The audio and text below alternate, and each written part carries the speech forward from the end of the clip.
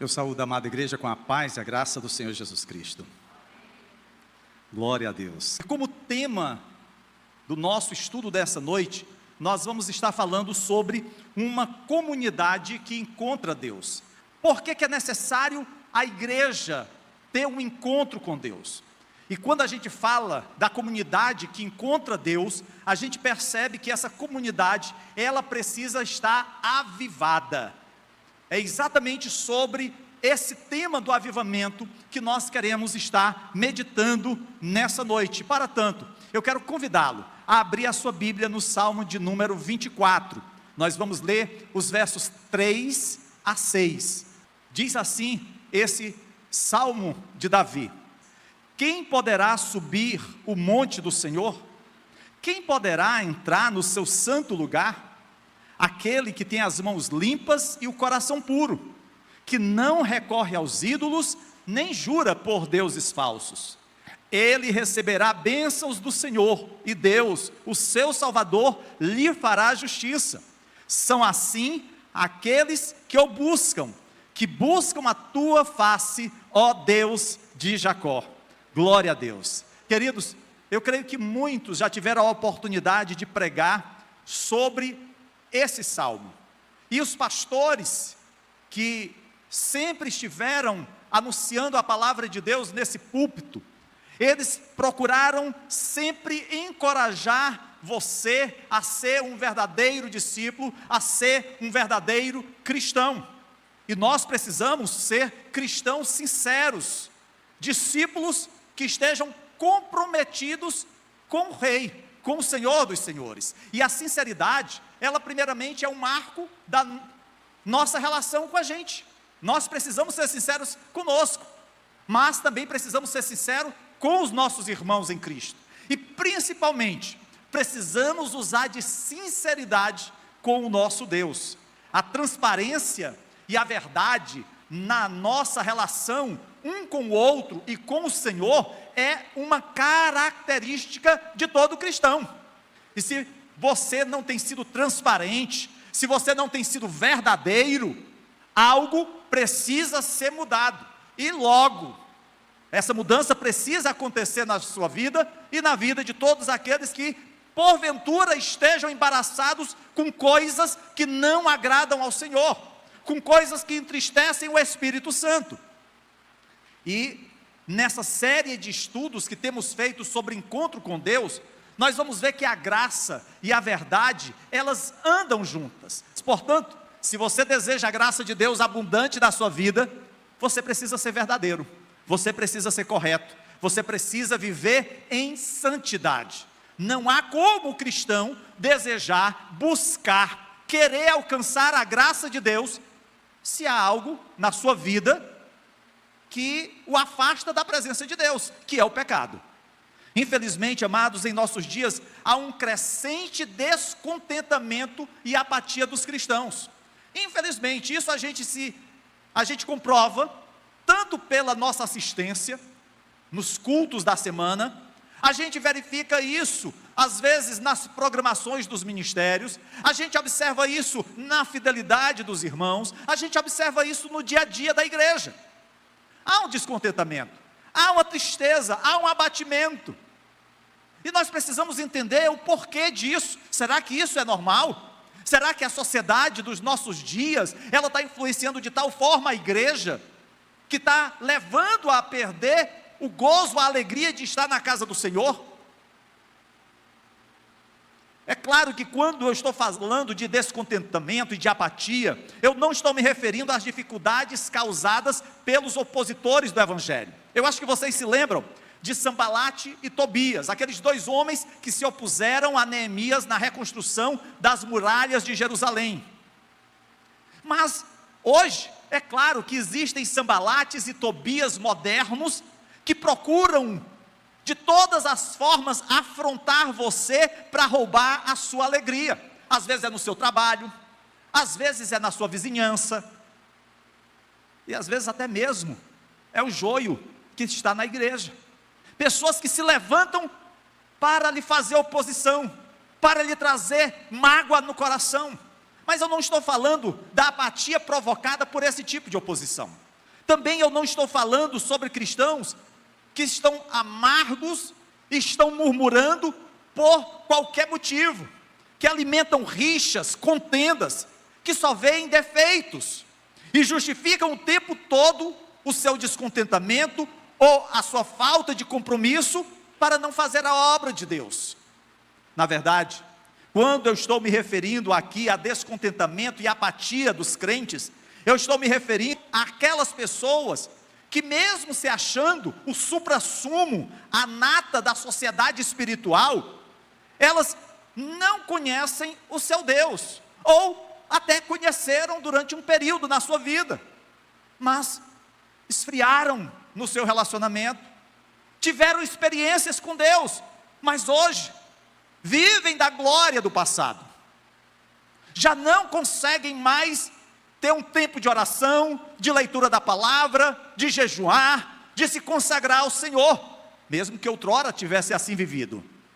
São pessoas que estão descontentes, desiludidas com a igreja, e nós precisamos enfrentar isso, nós precisamos encarar esse problema e buscar solução, para que isso não venha contaminar todo o povo de Deus, e que possamos resgatar aqueles que porventura estejam nessa situação, porque o nosso desejo não é ver o doente sofrendo e não lhe ajudar a passar por aquele período de crise. Há muitos motivos para causar esse descontentamento com a igreja, mas eu quero nessa noite enfatizar um problema que para mim é um dos principais geradores dessa desilusão, que é a fome da palavra de Deus. Aí você poderia dizer assim: pastor, mas como isso é possível? A igreja cristã de Gileade sempre foi uma igreja bíblica, glória a Deus. Nesse púlpito homens se revezaram, mulheres aqui estiveram pregando a palavra de Deus, aleluia. Mas queridos, nós observamos que por todo canto pessoas hoje até buscam a igreja. Há um crescente número de pessoas que até frequentam os templos. Mas como é possível haver fome então da palavra de Deus? Eu não estou falando sobre pregar a palavra. Eu na verdade estou falando sobre avivamento, sobre relacionamento pessoal com Deus. Certamente você já ouviu nas reuniões de oração a citação de Isaías capítulo 55 verso 11, aonde Deus diz: a palavra que sai da minha boca não voltará para mim vazia, mas fará o que eu desejo e atingirá o propósito para o qual a enviei. A palavra de Deus, ela não volta vazia. Quantas vezes você já ouviu isso? Agora, se esse versículo é verdadeiro, e eu acredito que ele é, como é então que nós não estamos experimentando um avivamento constante nas nossas vidas? Se a palavra de Deus não volta vazia, se a palavra de Deus, ela atingirá o propósito para o qual o Senhor a enviou, o que é que está acontecendo conosco? Semeamos muito e vemos pouca colheita. O que está errado? Certamente não é a palavra de Deus, mas aqueles que anunciam a palavra. E eu me vejo como esse. Queridos, não é uma questão apenas de pregar as escrituras. O Senhor Jesus disse: o homem não viverá só de pão, mas de toda palavra que sai da boca de Deus. Portanto, nossa carne, nossa comida, nossa bebida devem ser a palavra de Deus. Ouvir, pregar e viver essa palavra. Como nós precisamos viver a palavra de Deus? Aquele ditado popular que diz: faço o que eu digo, mas não faço o que eu faço, deve ser riscado das nossas vidas. Aquilo que nós falamos, isso nós devemos viver, nós devemos fazer. Em Romanos capítulo 10, verso 17, nos é dito que a fé vem por ouvir a mensagem, e a mensagem é ouvida mediante a palavra de Cristo. Precisamos ouvir a palavra do Senhor, e aqui o sentido de ouvir não é apenas de receber a mensagem, mas é nessa mensagem eu meditar, é nessa mensagem eu aplicar ao meu coração, ao meu viver, é estar sensível à voz de Deus, essa voz que fala ao nosso coração, essa voz que nos leva a influenciar a nossa vida em todas as nossas áreas. Porque se há alguma parte do nosso viver que a gente diz assim: Senhor, me desculpe, mas isso aqui é privativo só meu. Tu vai até aqui, mas isso aqui, Senhor, eu tenho o controle. Algo está errado. Todas as áreas da nossa vida precisam estar totalmente debaixo do controle do nosso Deus. Nós não podemos, de forma nenhuma, querer impedir que Deus assuma esse controle, até porque Ele é Deus. Atualmente, queridos, o número de desigrejados, pessoas que não estão mais na igreja, que estiveram no passado, é muito grande.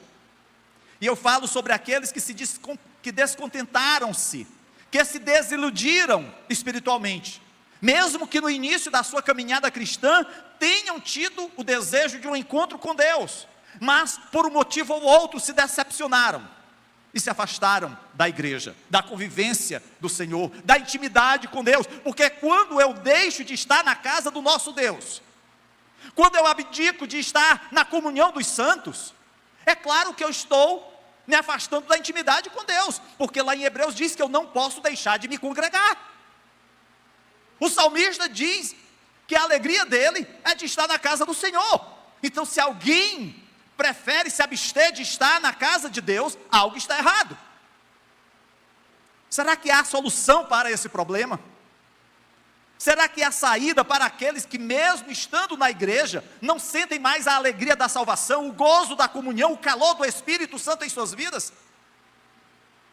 Será que o abatimento, o esfriamento, tem tomado conta de você que nem um câncer, e está te corroendo, está te consumindo, e você não sente forças para vencer? Mas eu quero te dizer que há solução.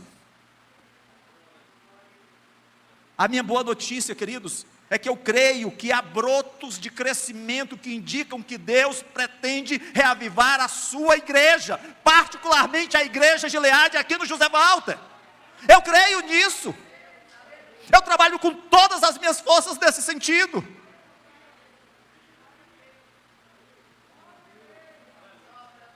Voltemos ao Salmo 24. Veja que Deus está nos falando. O Senhor está se dirigindo ao seu povo. Esse é o alvo do versículo 6, ele diz assim: aqueles que buscam ao Senhor, que buscam a face do Deus de Jacó. Deus não está falando a um povo que não conhece a Deus. Deus não está falando com um povo diferente, distante. Deus está falando ao seu povo, a propriedade do Deus vivo. E eu quero dizer para você, que você foi comprado por um alto preço. Você é propriedade do Senhor, é a você que Ele está se referindo, você que busca o Senhor, que busca a face do Deus de Jacó. Há um livro que tem o título, Por que você não quer mais ir à igreja? É um título bem interessante, de autoria de Wayne Jacobson e Dave Coleman. Esse livro ele traz uma história de um homem de nome Jake, que depois de toda uma vida dedicando-se à igreja e ao caminho que sempre lhe pareceu certo, está diante de uma dolorosa dúvida: como é possível ser cristão há tanto tempo e ainda assim se sentir vazio? O enredo do livro passa exatamente nesse personagem. Ele foi sempre uma pessoa religiosa, ele sempre foi uma pessoa ativa na igreja, ele sempre esteve presente nas atividades, mas ele percebe que há um vazio na sua vida. E aí certo dia, ele observa uma multidão numa praça, e Jake então se depara com um outro homem, de nome João. Um homem que fala de Jesus como se o conhecesse pessoalmente. E então ele percebe a realidade de uma forma que desafia a visão tradicional da religiosidade de Jake. Então, com a ajuda desse novo amigo, Jake irá reavaliar os conceitos e crenças que norteavam o seu caminho. Os encontros com João farão com que Jake enfrente seus maiores medos, mude antigos hábitos e reconstrua a sua história com base em uma relação sincera com Deus. Queridos, o que nós vamos observar na leitura desse livro é que nunca é tarde para voltarmos para o Senhor. Talvez a sua vida não esteja tão boa, e você sabe que isso não agrada a Deus. Eu quero te dizer que há tempo de mudança, e essa mudança é o Espírito Santo que pode e quer realizar na sua vida. Talvez você precise de um avivamento em sua vida. Creio que esta igreja precisa de um avivamento. E isso traga um novo tempo no nosso relacionamento com Deus. Isso mexa nas nossas estruturas. Na igreja, certamente há aqueles que estão famintos pela palavra de Deus. Como lemos aqui no verso 6. Aqueles que buscam ao Senhor, que buscam a face do Deus de Jacó. E graças a Deus por esses que buscam a face do Deus de Jacó, mesmo que estejam famintos da palavra de Deus. O ruim é quando você não busca a face do Senhor e nem tem fome da palavra de Deus. Eu acho interessante essa expressão Deus de Jacó, porque Jacó, todos nós conhecemos a sua história. Jacó foi aquele patriarca que lutou com Deus e prevaleceu. Jacó, amados, é um verdadeiro incentivo para mim e para você, sabe por quê? Porque mesmo não tendo sido sempre tão inclinado para Deus, como talvez outros personagens da Bíblia, Deus mudou a vida de Jacó. Não apenas o seu nome de Jacó para Israel, mas houve uma mudança radical na vida de Jacó. Talvez o que você, o que eu precisamos, seja uma mudança radical nas nossas vidas. Jacó era o suplantador, o mentiroso, o ladrão. Mas ele se torna agora Israel, o príncipe do Deus vivo. Outrora éramos escravos do pecado, hoje somos chamados filho do Deus vivo. Que mudança radical é essa que Deus operou nas nossas vidas? Apesar do seu histórico decadente, Deus disse que Ele era o Deus de Abraão, o Deus de Isaac, o Deus de Jacó. Ah, queridos, é isso que nós queremos, amados, para as nossas vidas. Queremos passar por novos desafios, para uma intimidade maior com Deus, o Deus dos nossos pais, o Deus da Bíblia. Nós somos a geração, queridos, daqueles que buscam a Deus. Somos como Jacó? E se Jacó, ele subiu a colina do Senhor, creia que você também conseguirá subir. Talvez você diga assim: ah, pastor, mas eu tenho enfrentado cada obstáculo, cada pedra. Mas creia, se Jacó subiu, você também pode subir. Ah, pastor, mas tem sido tantos os espinhos, tantas as lutas. Jacó conseguiu, você também conseguirá. Talvez você fique intimidado pelos inimigos, pelas lutas, mas maior é aquele que está contigo do que o que está no mundo. Creia que a vitória é sua em nome de Jesus. Eu ouvi uma história maravilhosa algum tempo atrás sobre George Adam Smith, um teólogo escocês, um estudioso do Velho Testamento. Certa vez ele escalou uma montanha na Suíça. Ele e o seu guia subiram pelo lado protegido, que não tinha muita neve daquela montanha. E aí quando Smith chegou ao topo, ele ficou tão feliz, tão maravilhado com tudo aquilo que ele contemplou, a beleza da criação, tantas coisas maravilhosas, que ele ficou em pé e começou a levantar as mãos e agradecer por aquele feito. E de repente, ele sente alguém o puxando e dizendo: de joelho, de joelho. Ele se curvou e ficou de joelho sem entender. E o guia então passou a lhe dizer: você está seguro aqui? Se você permanecer de joelho, porque a ventania é muito forte, o precipício é muito alto. Queridos, você só está seguro quando você está de joelhos. Foi isso que aquele homem aprendeu. Subir a colina do Senhor não é um lugar para os temerários, os incrédulos, nem para os superficiais ou imaturos. Subir a montanha do Senhor não é para os soberbos, nem para os orgulhosos. Subir a montanha do Senhor é um lugar para os humildes, porque se sobe de joelhos. Lembre-se de Isaías 57, versículo 15, quando o Senhor declarou: habito num lugar alto e santo, mas habito também com contrito e humilde de espírito, para dar novo ânimo ao espírito do humilde e novo alento ao coração do contrito. O Senhor, queridos, reavivará o espírito dos humildes e o coração dos contritos. Humildade precisa ser a nossa marca. A humildade precisa marcar o coração do crente que busca um avivamento na sua vida. Alcançar o alto só pode ser obtido curvando-se para baixo. Se você deseja habitar com Deus Altíssimo, você deve se abaixar o máximo que puder em humildade, contrita diante dele. Essa é a diferença nossa para o mundo. Enquanto o mundo procura dizer ao homem: ergue-te, você é um vencedor, você vai chegar, tudo depende de você. A palavra de Deus diz: tudo depende dele. É quando você se humilha que você é exaltado. O padrão da igreja, o padrão da palavra, o padrão de Deus é totalmente o oposto do padrão desse mundo. Queridos, há muita história, barulho e confusão em relação a avivamento no meio da igreja. E eu não me refiro à igreja aqui do José Walter, eu me refiro à igreja em geral. Em todos os tipos de círculos e movimentos evangélicos denominacionais, há muita confusão sobre esse tema. Há aqueles que saem reivindicando tudo, outros que saem pronunciando declarações, outros que saem determinando isso e aquilo. Mas há pouca atmosfera do Monte Celestial, há poucas evidências de que estamos subindo a colina do Senhor. Há aqueles que apenas querem se exaltar, há apenas que querem se apresentar, se mostrar.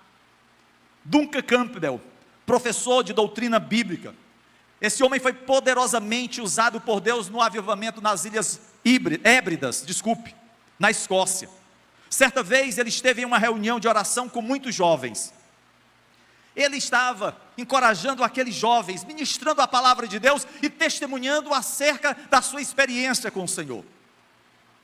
Durante o intervalo, ele foi convidado a se juntar aos jovens e almoçar com eles, e fazer uma oração.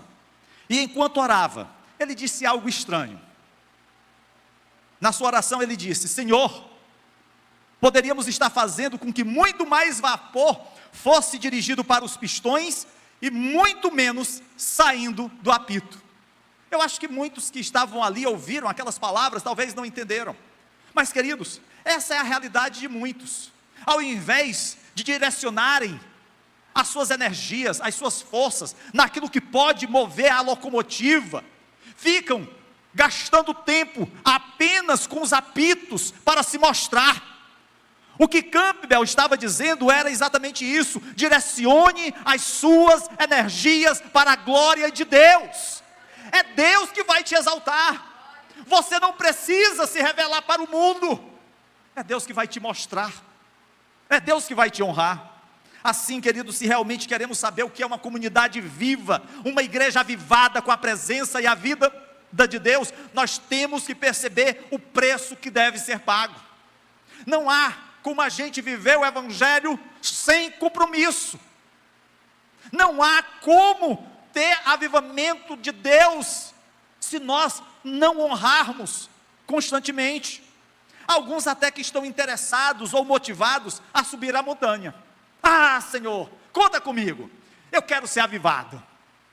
Mas aí quando chegam ao cume, não há muitas pessoas por lá. Alguns simplesmente caíram no esquecimento, acharam que era muito difícil, acharam o terreno muito íngreme, acharam que faltou alguém que o ajudasse. O motivo, queridos, é que nós precisamos pagar um preço. E na nossa comunidade, na nossa sociedade acomodada, nessa sociedade que quer tudo rapidamente, que a gente aperta o botão e logo as coisas aconteçam, é a sociedade do menor esforço. Infelizmente, queridos, há muitos cristãos que sonham em ter mais intimidade com Deus, que desejam contribuir mais com a obra de Deus, mas não querem se esforçar, querem que a coisa aconteça sem nenhum esforço. Ah, pastor, eu quero muito pregar, eu quero poder abrir a minha boca e Deus falar maravilhas. Você já leu a Bíblia? Não, é muito cansativo, nem figurinha tem na Bíblia. Você tem orado? Ah, pastor, eu oro, quando eu vou fazer a minha refeição, eu agradeço a Deus pelo alimento, eu tenho as minhas orações. Você tem ido à igreja? Eu vou, assim, de 15 em 15 dias eu apareço lá na igreja para ver os irmãos, dar a paz do Senhor. Não posso demorar muito, porque sabe como é, a gente tem que fazer aquele rolê, né, e tal, tem muitas pessoas por aí, a gente tem que conhecer. Que tipo de comprometimento, de compromisso nós queremos ter com Deus? Como Deus vai nos usar? Que tipo de vaso é esse? Precisamos entender, queridos, que um preço precisa ser pago. E se você chegou ao monte, você vai valorizar tudo aquilo que você já fez, e saber que existem novos desafios. Muitas vezes, essa subida pode ser solitária, e pode ser desafiador procurar seguir em frente com Deus. Às vezes, amados, não é uma caminhada fácil, é árdua. Você tem que estar preparado para ser condenado ao ostracismo, para se tornar motivo de chacota, para ser criticado pelos seus colegas de trabalho, pelos seus parentes. Cara, não vai não hoje, dá aquela saída, olha, sexta-feira. E aí você dizer, não, minha família está me esperando, hoje tem culto na igreja. É você abdicar, queridos, de coisas que podem ser adiadas para a glória de Deus. Eu não estou dizendo com isso, amados, que você não possa sair, que você não possa ir ao shopping, a uma praia. Aproveite com sua família, valorize esse tempo, ele é muito importante. Agora não esqueça das prioridades que você precisa ter no seu dia a dia. Lembre-se daquilo que Paulo, escrevendo aos Filipenses, os exortou, quando ele disse, prossigo para o alvo, a fim de ganhar o prêmio do chamado celestial de Deus em Cristo Jesus. Você está prosseguindo? Ou você está paralisado diante dos apelos da modernidade? Você está enamorado por aquilo que o mundo tem te oferecido, para não dizer o diabo, porque quando a gente diz diabo, aí tem um peso muito grande. O mundo, tudo bem, o mundo dá para amenizar, dá para aceitar. Mas o diabo, aí não, pastor, por exemplo, está pegando pesado. Mas a gente precisa lembrar, queridos, que são 3 os inimigos que milidam contra a nossa comunhão com Deus e contra a comunhão com a igreja. É a nossa carne, é o diabo, é o mundo. E eles 3 estarão aliados para roubar a nossa intimidade com Deus, o nosso encontro com Deus, quer seja pessoal, quer seja enquanto igreja. É interessante porque aqui no versículo 3 do Salmo 24, há 2 perguntas. Quem poderá subir o monte do Senhor? Quem poderá entrar no seu santo lugar? E quando a gente fala de monte do Senhor, quando a gente fala do santo lugar, a gente entende um local de intimidade.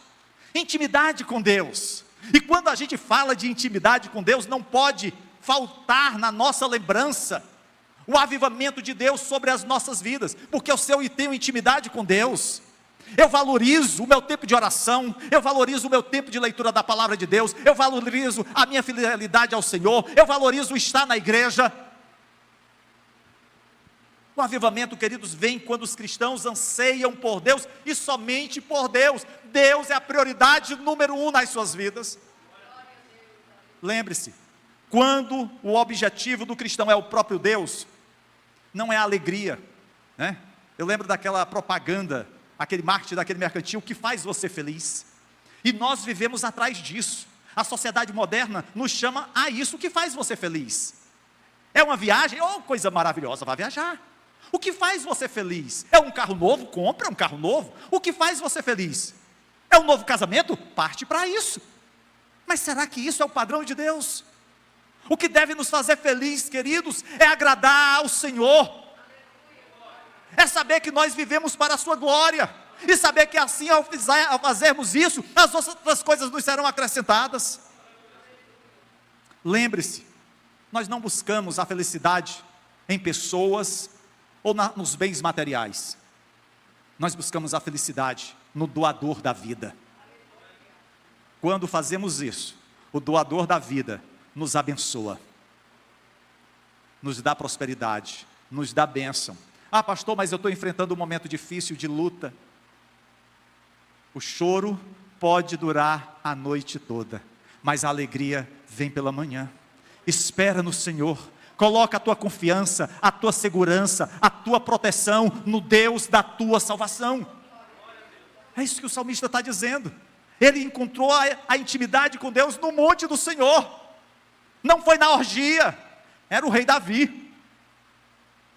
Ele poderia fazer grandes festas, ele poderia ter os melhores vinhos, as melhores bebidas, as mais belas mulheres, mas foi no monte do Senhor, foi no santo lugar.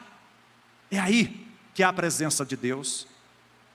Duncan Campbell, a quem nós já nos referimos, ele declarou: o reavivamento é uma comunidade, é uma igreja saturada, cheia de Deus, cheia da presença de Deus.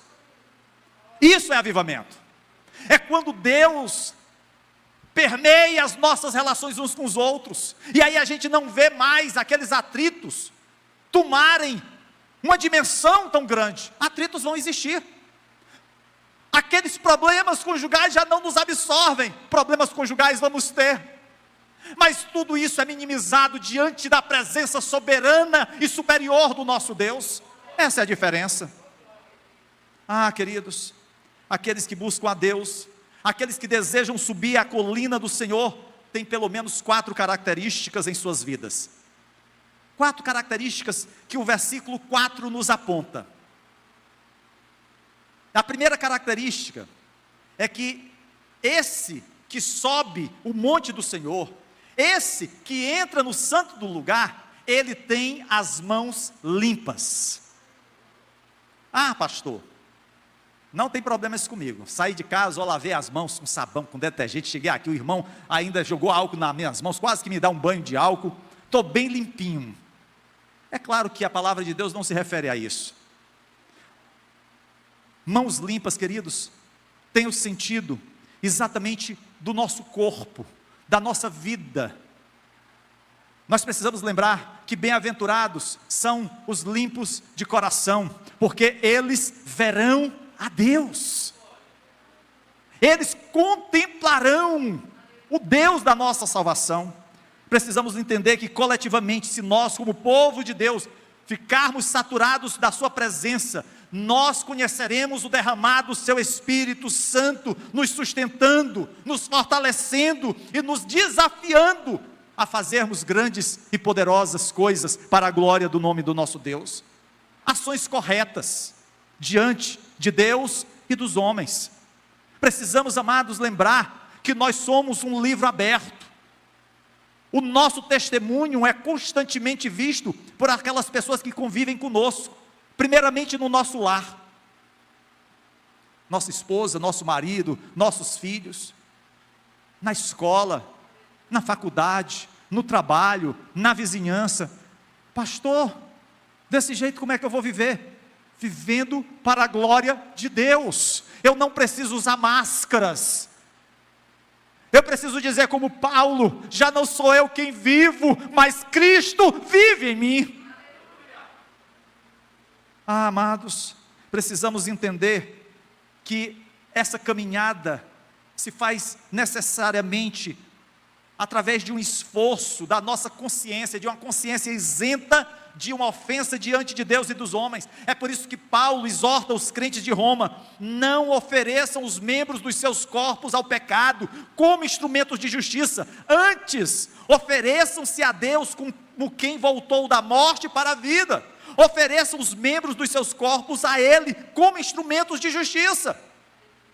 Deus está te dizendo aqui nesta noite: olha, aquilo que antes era motivo de alegria para você, ir num bar de esquina, encher a cara, aquilo que antes trazia alegria, você se prostituir, aquilo que enchia o seu coração de alegria por você inventar mentiras, murmurar, isso não deve existir mais. Ofereça-se a Deus como quem voltou da morte para a vida. Quem não se lembra do seu batismo, no ato da imersão, você está morrendo, e quando você emerge, você está saindo para uma nova vida com Cristo Jesus. Lembre-se, Deus quer pelo seu Espírito controlar seu espírito, alma, mente, suas emoções e vontade, para encher todo o seu corpo como templo do Santo Espírito de Deus. Você é morada do Deus Altíssimo. O que é que você está fazendo com esse seu corpo? Você está se curvando a um site pornográfico na internet? Você está se curvando a um bate-papo na confidencialidade do seu celular com o sexo oposto? Lembre-se, Deus deseja que você seja um templo do Espírito Santo. Nós somos pedras vivas que Ele montou, fazendo uma casa sagrada, e esta casa sagrada é a igreja, o corpo, a noiva do Senhor, a qual Ele virá buscar.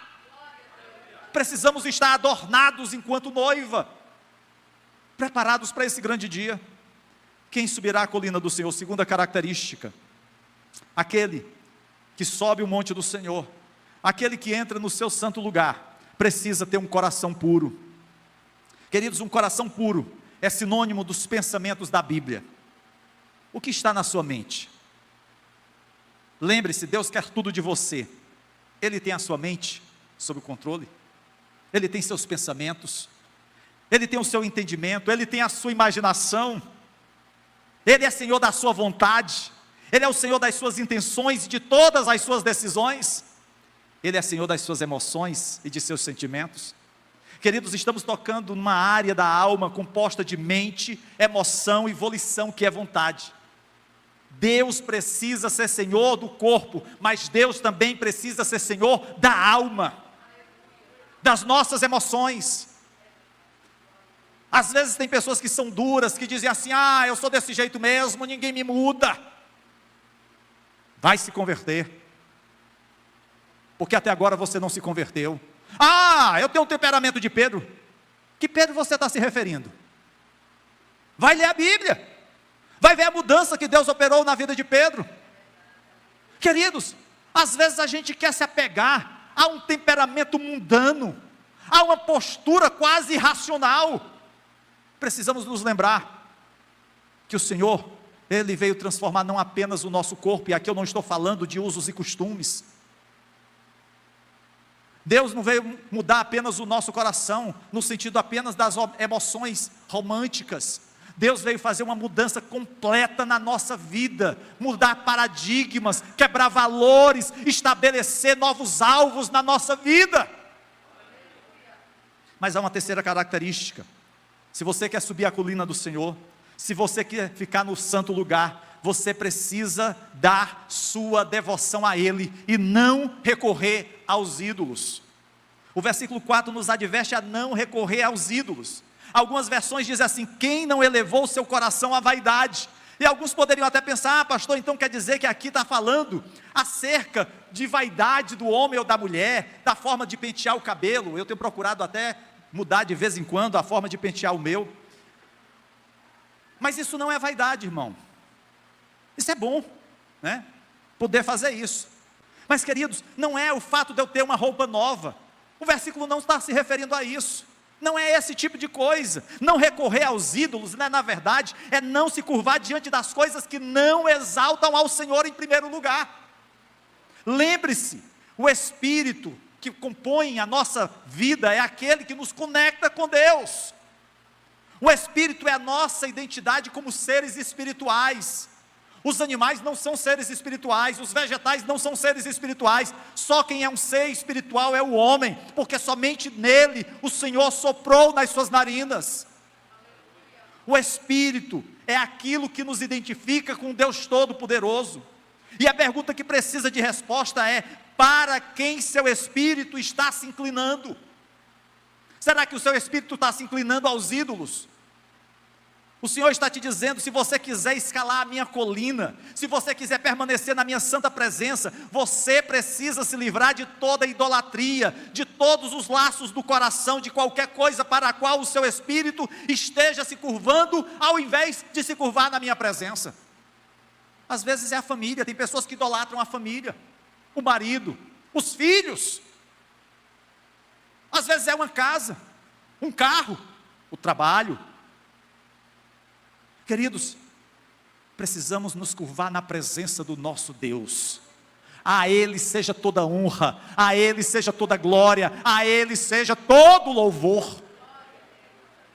Em que você está gastando o seu tempo? Em que você está gastando as suas energias? Em que você está gastando o seu dinheiro mais do que qualquer outra coisa? Isso vai dizer realmente a quem você está se dedicando. A devoção, queridos, é uma indicação de quem está subindo a colina do Senhor e de quem não está. Às vezes pode até haver muito barulho, mas é um barulho apenas de adoradores de ídolos.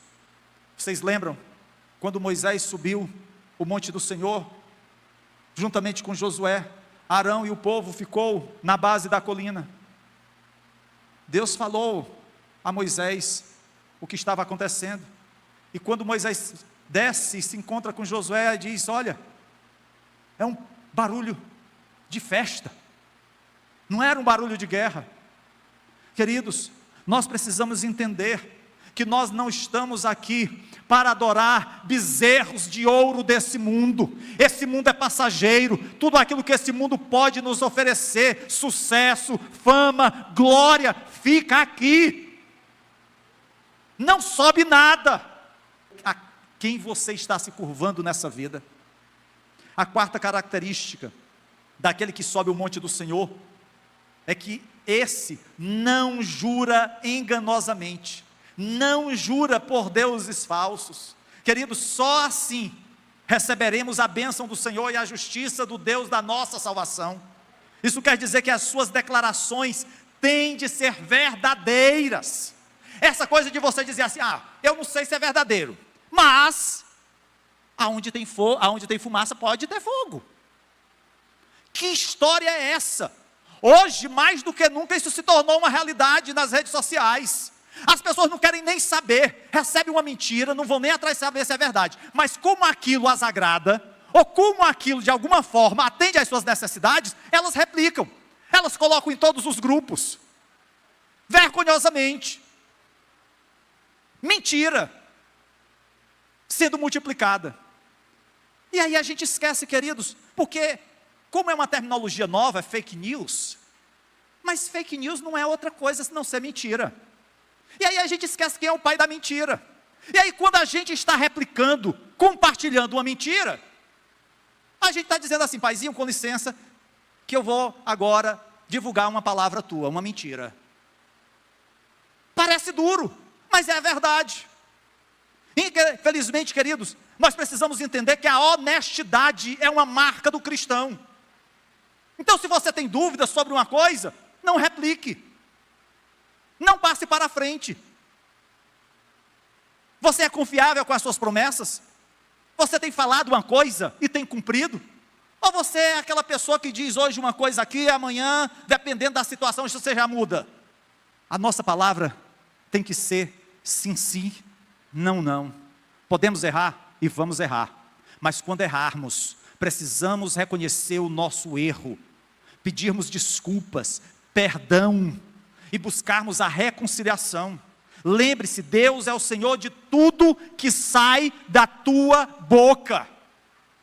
Deus é o Senhor de tudo que entra na tua boca. Tiago diz que o Filho de Deus pode exibir este fenômeno, que da mesma boca vem bênção e maldição. Então, se isso pode acontecer conosco, nós precisamos estar vigilantes, cuidadosos. Quem vai subir o monte do Senhor? Aquele que não jura enganosamente. E isso, amados, é santidade. E você sabe que aqui eu não estou falando de uma santidade legalista ou antiquada. Estou falando da santidade real gerada pelo Espírito Santo de Deus. E que é exibida em quem nós verdadeiramente somos, naquilo que nós fazemos, naquilo que nós falamos, nas nossas atitudes. A santidade ela é revelada no nosso dia a dia, nas nossas relações, no nosso relacionamento com Deus, no nosso relacionamento com o próximo. Brian Edwards, um pastor inglês, disse: Deus procura homens e mulheres que estejam dispostos a renunciar a tudo e qualquer coisa, desde que suas vidas possam ser mantidas limpas. Sem exceção, aqueles a quem Deus usa no avivamento são homens e mulheres que temem a Deus e se afastam do pecado. Deus usa homens e mulheres que o temam, mas que se afastem do pecado. Isso é santidade. É por isso que na palavra de Deus, tantas vezes nós vamos ouvir aquela expressão: sede santo, como eu sou santo, diz o Senhor. Isso não é apenas um registro na Bíblia, mas isso faz parte da história cristã, de homens e mulheres que viveram uma vida santa. John Wesley, o grande evangelista inglês, declarou em 1734, meu único objetivo na vida é assegurar a santidade pessoal, pois sem ser eu mesmo santo, eu não posso incentivar a verdadeira santidade nos outros. Se eu mesmo não for santo, como é que eu vou incentivar você a viver uma vida santa? Se eu for um mentiroso, eu vou ensinar você a proferir mentiras. Mas se eu for um pastor segundo o coração de Deus, as ovelhas serão segundo o coração de Deus.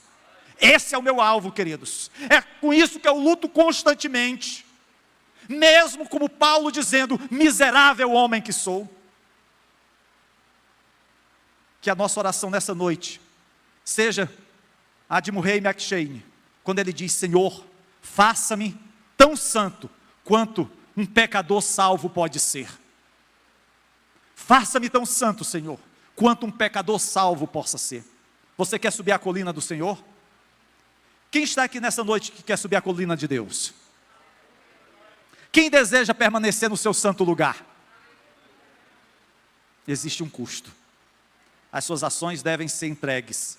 Os seus desejos devem ser corretos, santos e puros. Se não são, podem ser. Mas você deve entregá-los ao Senhor. A sua devoção deve ser absoluta, sem idolatria. E as suas declarações, as suas palavras devem ser pesadas e não achadas em falta, cheias de graça e temperadas e salgadas com a verdade. Eu quero encerrar com um testemunho do grande evangelista do século XIX, Dwight Moody. Ele disse, o mundo ainda está para ver o que Deus pode fazer com um homem, com uma mulher, totalmente consagrada a Ele.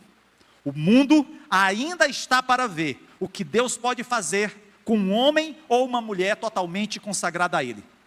Mas ele não parou nisso. Em seguida ele disse, com a ajuda de Deus, pretendo ser esse homem. Você pretende ser esse homem? Que seja um instrumento de Deus para abençoar vidas, para proclamar o Evangelho, para subir a colina do Senhor, para adentrar os átrios do nosso Deus. Se você assim deseja, fique de pé em nome de Jesus, que eu quero orar pela sua vida. Eu quero orar por você, mas quero orar por mim também. Porque eu sei o quanto eu preciso de Deus na minha vida. Eu sei o quanto eu preciso do Senhor. E assim, querido, como diz no verso 5, nós obteremos do Senhor a bênção e a justiça do Deus da nossa salvação. Às vezes nós olhamos só para essa parte.